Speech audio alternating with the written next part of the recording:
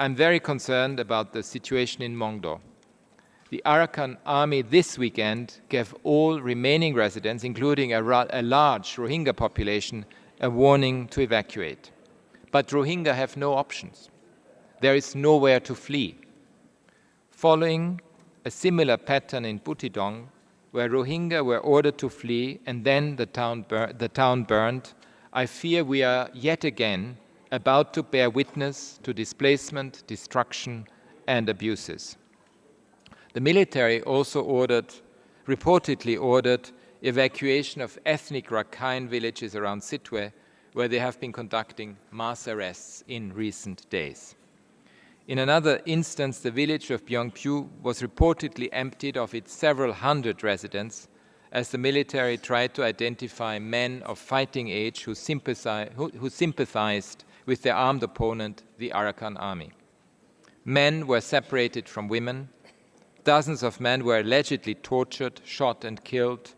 Multiple reports allege that at least 5 women were also raped and killed in the incident. Their village was burned. Hundreds of men taken away are now missing. In a cynical move, the military has pressured and threatened young Rohingya men to join their ranks. Some reports have indicated thousands of Rohingya youth have been conscripted into the very same forces that displaced hundreds of thousands of their community in 2016 and 2017. In response, the Arakan army has exhorted Rohingya to fight with them against the military. They have targeted their communities by forcibly displacing residents. On multiple occasions, they have detained or killed men of fighting age who they suspected of taking up arms against them. These tactics have brought back the shocking images and memories from 2017 of systematic terrorization, persecution, and forced displacement of populations. Today, sections of Mongdo and Butidong have been alternately burned. Ethnic Rakhine houses and neighborhoods were set alight, followed days later by the burning of Rohingya villages. And tens of thousands of civilians from these communities have been forced to flee, among them entire Rohingya communities with no guarantees of finding safe haven. Over 1 million Rohingya refugees in Bangladesh are still living in limbo, in dire conditions, with no prospect for durable solutions.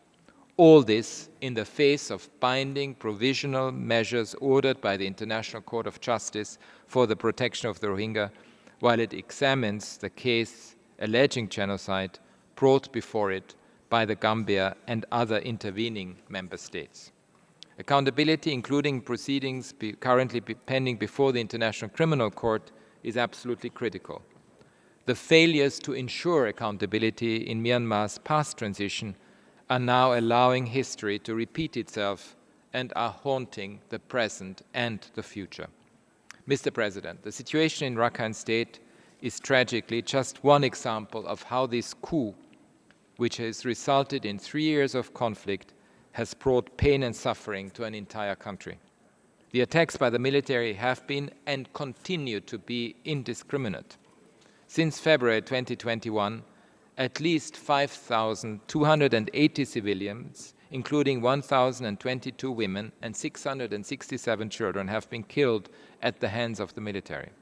At least 26,865 individuals have been arrested and 20,592 remain in detention.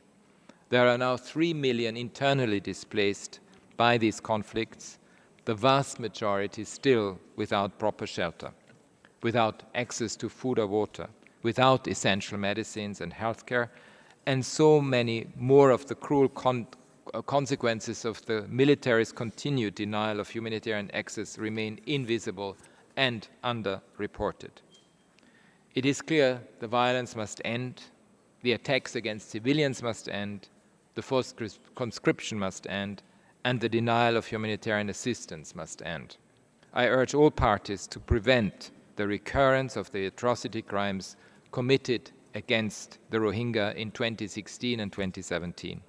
I also call on countries in the region to ensure international protection and provision of adequate shelter, support and long-term access to essential services to people fleeing the violence and persecution.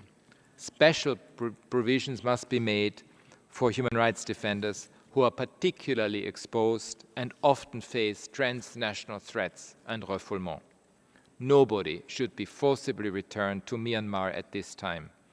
We need an urgent rethink of how we can respond collectively to this unmitigated crisis.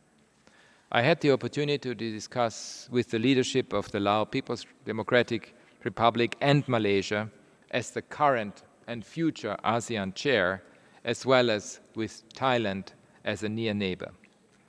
It is time to go beyond the ASEAN 5-point consensus that has failed to stem the violence or restore democracy. ASEAN's efforts must be re-energized and backed by a consortium of influential states to develop a new roadmap that can restore the destiny of Myanmar to its people.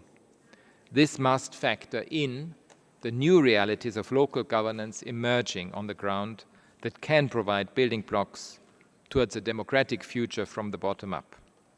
Myanmar's people must have a place at the table. This means reaching out to democracy movement and youth, involving them meaningfully in the resolution of this crisis. The new generation in Myanmar, particularly the women's leadership that has emerged, needs to be supported in a visioning process for the future of the country.